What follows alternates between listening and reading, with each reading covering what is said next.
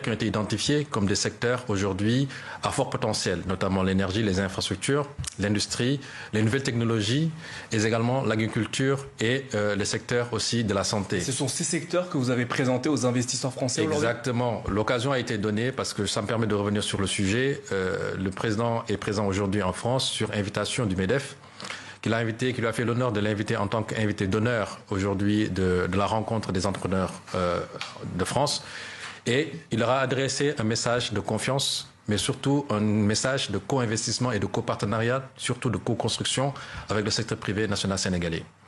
Aujourd'hui, le Sénégal est en train de redéfinir son modèle économique qui doit être davantage axé sur la transformation locale de ses ressources à travers un secteur privé sénégalais fort. À cela, nous invitons les entreprises françaises qui, aujourd'hui, pas dans une logique de délocalisation, mais surtout dans une logique d'extension de leur marché. Aujourd'hui, il est avéré que beaucoup de nos ressources, aujourd'hui, sont exportées de manière brute.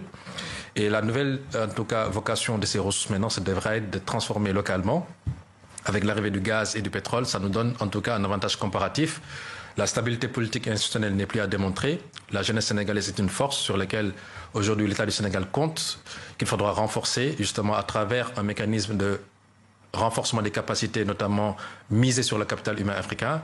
Et voilà tous les atouts sur lesquels nous comptons, sans compter la position géostratégique aujourd'hui avec Dakar qui conçut une plateforme logistique pour l'Afrique de l'Ouest. Alors, Monsieur Bati, je rebondis sur ce que vous avez dit tout à l'heure. Vous avez employé le mot message de confiance de la part du président sénégalais. Le contentieux autour du TER, le train express régional, et les 150 millions d'euros d'arriérés demandés par l'entreprise française Eiffage, est-ce que ça a un impact vis-à-vis des investisseurs français ?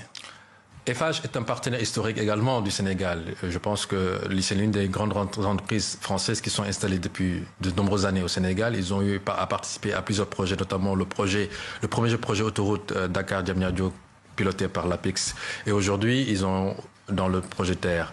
Les 150 millions d'euros, les 150 millions d'arriérés, malheureusement, ça fait partie du passif que nous avons hérité de l'ancien régime, sur lequel nous sommes en train de travailler pour absorber, et ça fait partie des dettes, de la dette aujourd'hui qui a été engrangée pendant ces années-là pour pouvoir construire ce projet, qui à notre niveau est un projet quand même porteur. Ça nous permet d'avoir des infrastructures de dernière génération, mais qui a été dans le montage a posé beaucoup de problèmes et aujourd'hui nous en subissons les effets négatifs. Par contre, l'engagement qui a été annoncé par le président de la République aux différents partenaires, c'est que l'État du Sénégal, en État responsable, va s'engager à respecter aujourd'hui tous les éléments qui seront présentés.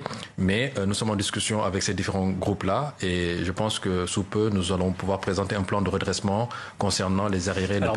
Monsieur Bathily, la possible reprise des appuis budgétaires de la FMI peut-elle ou va-t-elle faciliter votre travail d'attraction envers les investisseurs étrangers ? En réalité, aujourd'hui, la reprise de la coopération avec FMI ne viendra que s'ajouter à un certain nombre de réformes que nous avons déjà enclenchées. Aujourd'hui, des réformes sur la bonne gouvernance. Et je pense que nous n'avons pas, d'une manière, je vais dire, nous n'avons pas attendu le FMI pour enclencher ces réformes-là qui doivent nous permettre de redresser notre économie. Je pense que dès l'identification de cette dette cachée, de cette situation, l'État du Sénégal, avec responsabilité, a pris les devants justement pour réformer son cadre budgétaire, pour réformer ce dispositif de contrôle budgétaire de la dette. Et également, comme vous avez pu suivre, le Premier ministre a eu à présenter le plan de redressement qui doit être financé à 90% par les ressources internes. Donc, c'est fort de ces acquis et fort de ces points-là que nous estimons que le FMI va venir se rejoindre un plan de redressement et continuer aujourd'hui nous accompagner pour donner du crédit à ce que nous sommes en train de faire. Et je pense que ça, c'est un volet qui vient, nous nous réjouissons. Ça a été annoncé depuis longtemps. On était vraiment sûr de notre situation, de notre capacité de résilience. Maintenant, ça ne vient que confirmer les bonnes dispositions de l'État du Sénégal à développer, en tout cas, ce pays sur la base, en tout cas, des chiffres clairs et transparents. C'est la voie qui a été tracée par son Excellence, Monsieur le Président de la République. Enfin, Monsieur Bati, le prochain forum Invest Sénégal, ce sera du 7 au 8 octobre prochain, Diamniadio. Quels seront les objectifs auprès des bailleurs internationaux? Aujourd'hui, les objectifs sont très clairs. L'État du Sénégal a défini sa vision 2050, c'est exposer justement sa vision 2050 aux investisseurs et aux bailleurs.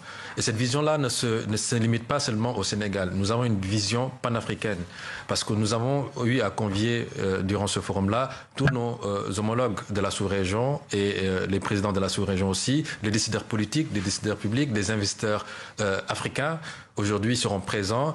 Et l'Arabie Saoudite est invitée d'honneur et aujourd'hui, avec justement notre capacité à présenter des projets transformateurs de l'Afrique de manière générale, avec les corridors d'intégration sous-régionale que nous allons présenter, nous souhaitons faire du Sénégal un hub pour toute l'Afrique et c'est pour ça que nous invitons tous les entrepreneurs et tous les investisseurs à rejoindre cette plateforme importante majeure pour le continent.